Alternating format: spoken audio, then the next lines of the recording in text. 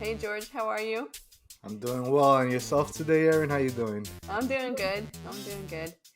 I'm happy to have friend, colleague, classmate Amaka here today with us. Hi Amaka. Hey Erin, how you guys doing? Yeah, we're good. I'm Gosh, excited. It's been a while since I've seen your face, Amaka. We had the pleasure of working in office together a long time, so it's definitely a good day today. Absolutely. yeah, we were really excited. We're really excited for today's episode. So again, thank you for joining us. Hope I live up to the expectations. I think you will. I think it would be impossible not to. We know you too well. um So yeah, I mean, you and I kind of go back. I was realizing like so much time has passed. We're talking, I don't know, almost 10 years. I More think than so because I started. I'm not gonna say when I started undergrad, but I think it's been probably more. more than 10 years since Yeah, I've more known than 10 you. years we've known each other, and that's pretty wild. I'm glad you're still in my life. Same 'Cause, here. Yeah. yeah, I mean, you lose touch. Amaka and I, we go back to undergrad. We went to undergrad together, um, and we were the only two, I guess, in our class that were really interested in going into psych. Yeah, a little bit too much. I think we were a little bit obsessed with psychiatry versus everyone else who somehow didn't like it. I don't know Yeah. why, but I really Well, loved it. yeah. And I remember I have this distinctive memory of being, I don't know if it was a rotation or something, but being in a parking lot. I think it was from at some facility for school, and you and I connected and we realized that we both wanted to talk to our professor about getting into this field, and that's kind of like how it all started. Yeah. The first time I met you was in the Jersey City office, and you have like a big persona, and you just carry yourself very like professionally. So I was always like a little intimidated by you, and then every day I would see a little bit more and more of like your repertoire. You were just like so funny, hilarious, but I always noticed you did have like one side of you that was very professional, buttoned up, but every now and then you always let loose and crack jokes, and that was like honestly, Yamaka, one of my favorite experiences of working in Jersey City office, like being able to interact with you, and you're just honestly like a hilarious person. I don't know, it's just crazy to me. I mean, I did win class clown in 8th grade, and I really hold on to that really strongly. That's a good one to hold on You to. know what's funny? I have a story. It was probably a little bit after COVID. I hadn't seen you in like 6 months. I don't know if you remember, and we hadn't seen each other in a long time. And we were in the New Jersey office. I think you were picking up some like computers, Books, yeah, stuff like yeah. that. So I'm like, "Hey, Amaka," I was all happy, like, "Hey, Amaka, how you doing?" You're like, "Hey," and just walked past me and like kept talking to Adriana. I was like, "Oh my." I know that's that other side of you. That was good comedic timing though, but it made me feel bad. I mean, you walked into that. I'm going to take opportunity to like make a joke if I can. That's how I get through life. Maybe a little bit too many times, but Being in the New York office, that's where most of our clinicians were, and then most of the staff was working in New Jersey. And I would periodically hear like, something about Amaka, like, oh, because everyone knew that I knew you, or like, I don't know. I feel like I would hear little bits about what happened and what would be going on in New Jersey, and I was thinking they're just having fun over there. you We're remember? all Wait, serious over here. George, you remember my stint of baking? That was Oh, I the heard about that in best. New York. That was the best. I think you did like a cheesecake cookie or something like that one day, or something. It was So, so good. yeah, I was watching the Great British Bake Off or Great British Baking Show, whatever it's called, and I just like bought a blender and started making like I made like a vegan cake one time that was really good. I made like these cookies that were like peppermint. I just cause and I actually brought it to the holiday party one time because yeah, yeah, that I was a remember this, lot. and I was in New York. That's what I'm talking about. That's how much your guys' vibe over in New Jersey was coming over to us. So also I wanted to, since you're such like I know you're like very artistic also, and you have great sense of humor, great personality. I've also noticed, just being able to work with you like as like staff and things of that nature, you seem to build like a great relationship with patients. Like you retain a lot of your patients, and um I wonder, do you use some of your sense of humor, some of your personality, when appropriate, obviously, when you're treating patients, or how do those two worlds mix, kind of? Because that is a big part of you, like your personality, your sense of humor is something that really stands out. So I'm always curious, like, do you ever use that to some extent, when you're working with patients? I definitely use it. I feel like it'll be very difficult for me to do a session. Let me backtrack. I can do a session and be serious the whole time. That is, that I can do. But sometimes patients are so uncomfortable talking to a stranger that if I don't crack a joke, they might think I'm the robot psychiatric provider and unable to relate to them, which doesn't really work out for me. Like, I don't I don't see the point of being so rigid in my practice. So yeah, I'm gonna crack a joke. I'm gonna relate to them. I'm gonna figure out how I can like get through to them so that they can open up and tell me what's actually going on.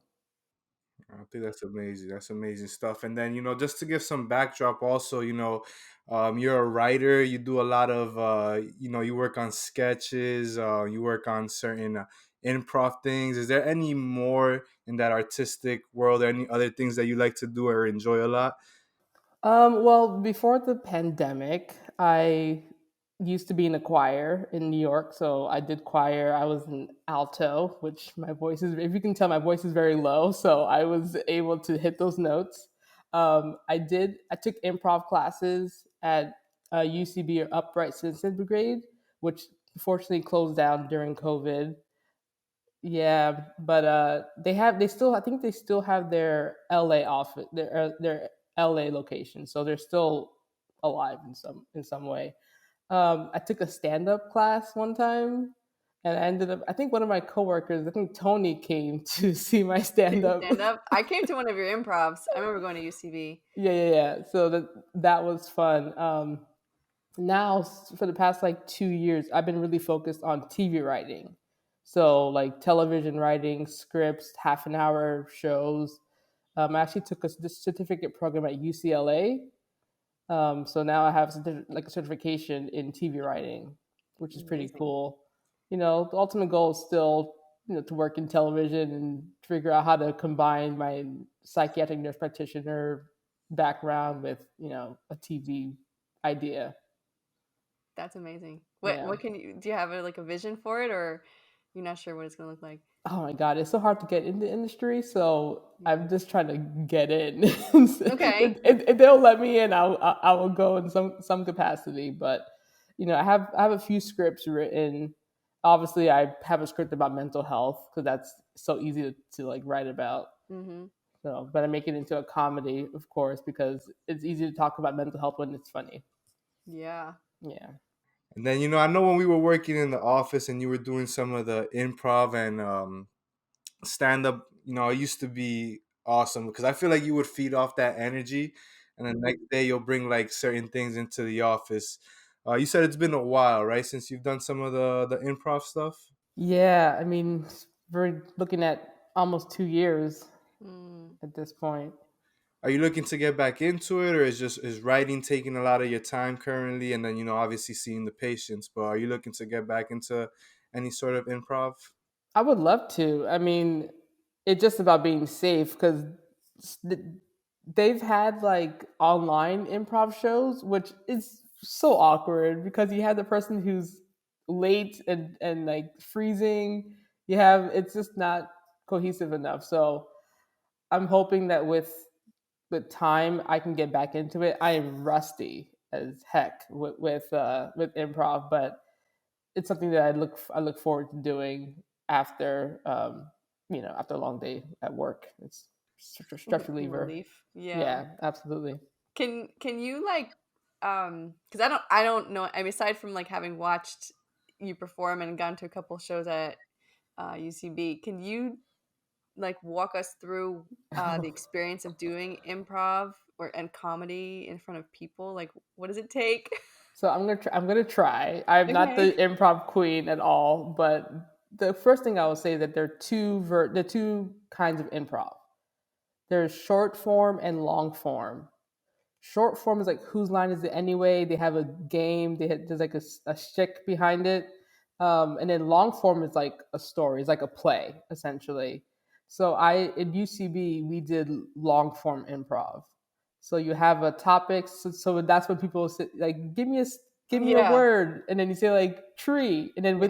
with that one word, you create a whole entire scene storyline, and that's how it starts.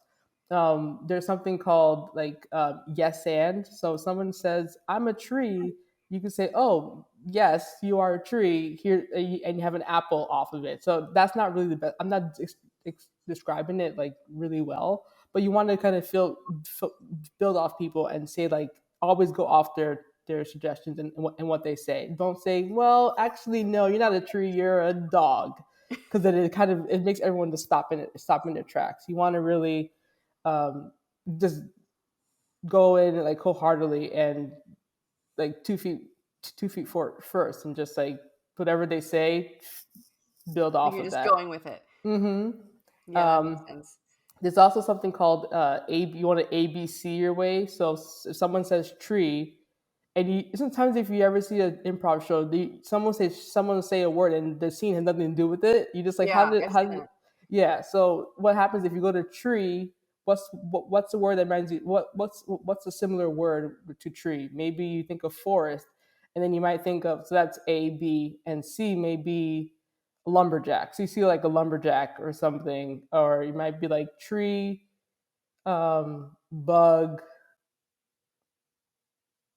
Uh, what's another? So like you have a bug and you have a like exactly, yeah, yeah, flower, or like camp, like summer camp.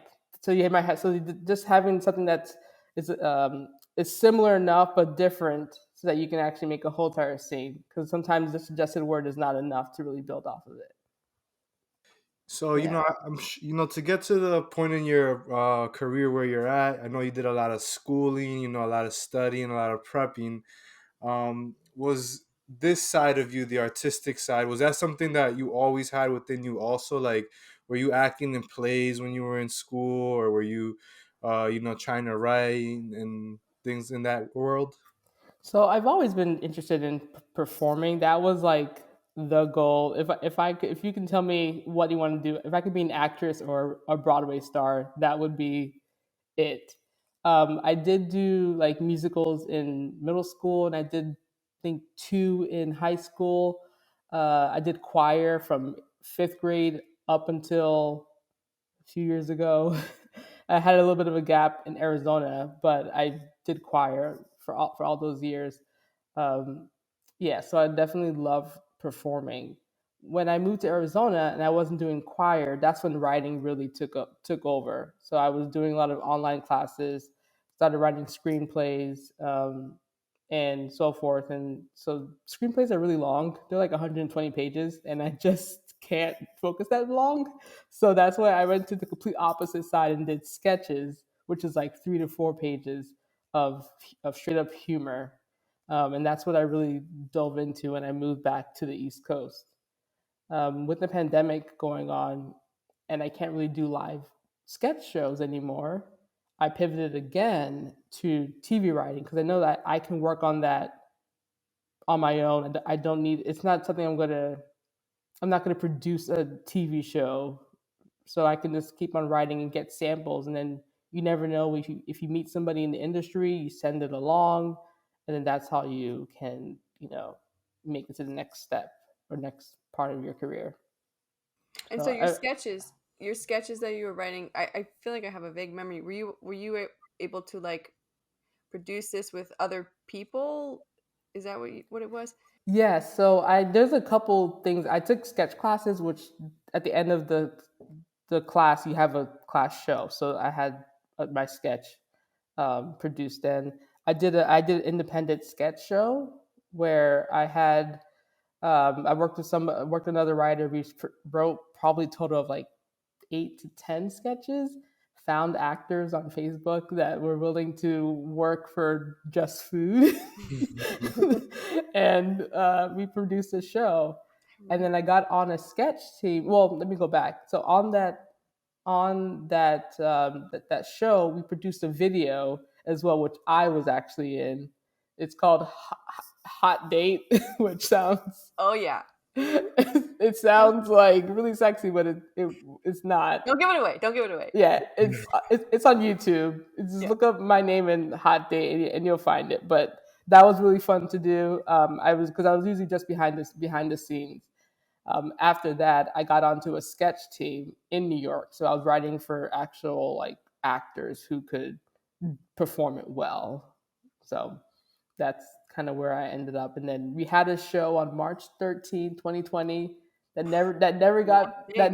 that never got produced. I'm so upset because I really loved the sketches I wrote. It was super funny. Oh man. But yeah, that's we had rehearsal on the 12th, and then they canceled the show on the 13th. Oof. Yeah, that was the day Mm-hmm. it all happened. So yeah, but if you see in my life, there's been a lot of pivoting that I've been doing. So I pivot, even in my professional career as a nurse practitioner, and then even in writing, I've just been pivoting, trying to find the thing that sticks. Mm-hmm. So I think Well, you've been with us for a while. I think I'm where I want to be now at this point. That's cool. I have a question in regards to like I've seen some of your sketches. Luckily you let me read some of them. Also, I gave some feedback in the past, Wait, and I don't know tell them, George. no, no, I'm supposed to be working. I know they're phenomenal, and they're definitely gonna you're definitely gonna hear your name more. I'm 100% sure that in the future, but I'm curious, like when you're pitching these ideas, or you work so hard on detailing, the what you see in your head. Do you ever feel like protective of your work when you're pitching it to somebody, thinking, oh, this person might take my idea, kind of alter it and run with it? Like, how do you shop, or how do you pitch your ideas to people, like comfortably, without thinking and I'm not in this world, so maybe there's like stuff that I don't know behind the scenes, but yeah, how do you pitch your ideas to people, and what So are the steps? that was my concern initially when I first started thinking, how am I going to share my work but not have it stolen and then lose opportunity? But the idea with screenwriting is that no one's going to steal your idea and do it the same exact way that you're going to do it. So the idea is that you need to get your word out. You need to get your script out. So you have to tell as many people as possible that you are writing the script, how only you can write it, and your perspective is what makes it special. That's how you get over the hump of sharing information, like sharing your scripts without worrying about it being stolen. Yeah, the stuff you write, someone's probably gonna steal it. It's really good, really good. Thanks. It Guys, just almost like remember, having a sample. search Amaka Hot Date on YouTube for a really funny video, guys. Do you have like similar prep or like rituals, routines before you start writing, or do you just get into that as it comes, or do you like sit down and specifically say, okay, for the next 2 hours or so, I'm gonna sit down and write? Like, what kind of processes do you take? I usually start journaling. If I'm journaling more often, something will come into my mind, and I'll just keep going until I exhaust my thoughts. That's kind of like how I get the first idea. In terms of a routine, I need to get better at it. Not gonna lie, but I tend to do like an hour a day of just free flowing, free thinking until something clicks. It takes a while for me to get an idea and stick with it. I have plenty of ideas, but not all of them are going to work out. So once I do that, I create um, a main character. I describe them. I give them like attributes that I want them to have, their life story, their occupation, things like that, and then I will outline a brief idea of how I want the pilot, which is the first episode, to be. And I go from there. And as I write the outline, I expand the outline as new ideas come in and out. And at a certain point, my outline is so robust that I can then transfer her into a script and start like writing the script. That's very, very quickly how I go through the process. I'm interested, in that entertainment world. Have you seen or noticed, or do you appreciate like any of the social media skits and content? I know you're focusing more on like TV type of writing, but I've seen some great like TikTok, Instagram creators that are super creative. Like, are you big? Do you get influenced by them, or what are your thoughts on social media and how it plays into this? I think the best medium for writers is Twitter. Twitter is, if you follow the right people, it is literally my favorite place to be. Yeah, You follow so many people who are just creative and funny and they're quick. I don't know. I'm like jealous that they're so quick with jokes and so forth. I feel like Twitter is the first to get to hear a joke or hear something that happens and they make jokes about it, yeah. and then it gets to like Facebook and Instagram like a day or two late, and you just like been there, done that. But I do love Twitter. I haven't figured out a way to use it to my advantage yet, but yeah, I do use Twitter, and I think that's the best for writers at least. Alright. And do you have any other like movies that like greatly influenced you? Like not related to psych, but just in general. Was there any movies or shows that you really saw that were like, all right, this is where I need to be. This is like the people I need to surround myself with. There are two. I do love Deadpool Society because there's a character Neil that wants to perform, and his dad desperately doesn't want him to, and he ends up unfortunately killing himself Oh. at the end of the episode. Spoiler alert! Sorry, guys. But I loved. I can't remember the person who his name who acted in it, but he also acted in that show House. Um, but he was just so good and so compelling that I just loved that storyline the most. I resonated with it a little bit. And then there's a British show called My Mad Fat Diary, which is about an overweight 16-year-old who gets released from a psychiatric hospital and has to navigate her life back into like friendship and everything. And I just love the show. It has like a 90s feel, which Mm. we all know that I love the 90s.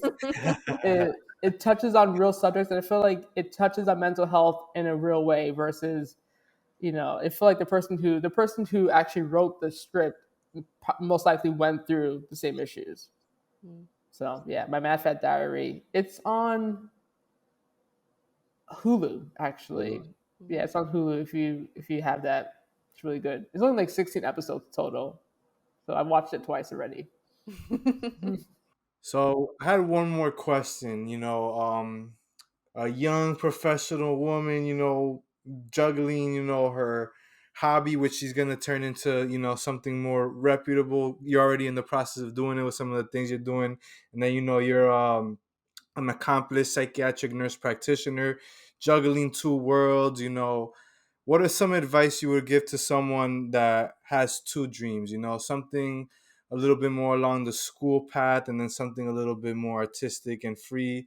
And how do you pursue both of them simultaneously? You gotta time manage. Yeah, that's my thing. I know that once I'm done with work, I have to go and work on my creative attributes as well. So for me, it's time management, being able to like separate the two a little bit, and not, yeah, that's one other thing I would do.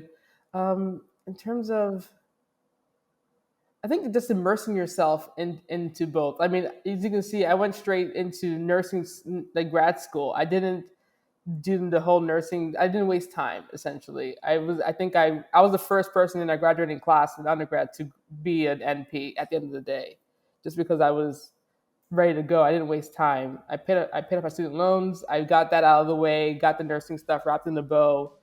I'm comfortable doing that, and now I can focus on the writing without worrying about jeopardizing my actual job. So I think time management and being okay not focusing on one for a little bit, because it's going to be hard for you to balance and be good at both. Well, Amaka, I really want to thank you for joining us today. This was super fun, as I Yeah. anticipated. So thank you so much. Woo! You did great. And George, as always, thank you for being here with me today. Awesome. Thank you, Amaka. Yeah, it's been a pleasure once again. I'm gonna try to get you to work on some more ideas and content creation, hopefully with us. So I'll be bugging you in the next couple of days. But this was awesome. Thank you for your time, and really appreciate you. No problem. Thanks for having me.